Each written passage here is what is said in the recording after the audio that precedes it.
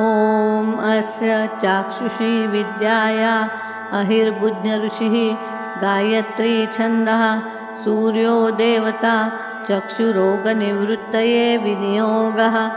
ॐ चक्षु चक्षु चक्षु तेजस्थिरो भव मां पाहि पाहि त्वरितं चक्षुरोगान् शमय शमय। मम जातरूपं तेजो दर्शय दर्शय यथा अहम् अंधो न स्यां तथा कल्पय कल्पय।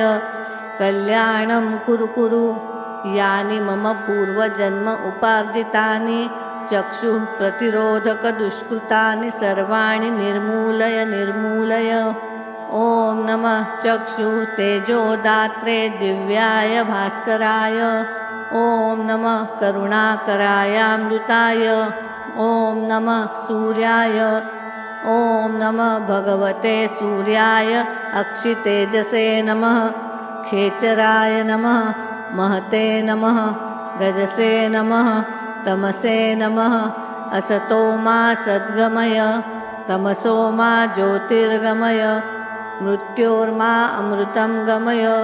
उष्णो भगवान् शुचिरूपः हंसो भगवान् शुचिरप्रतिरूपः।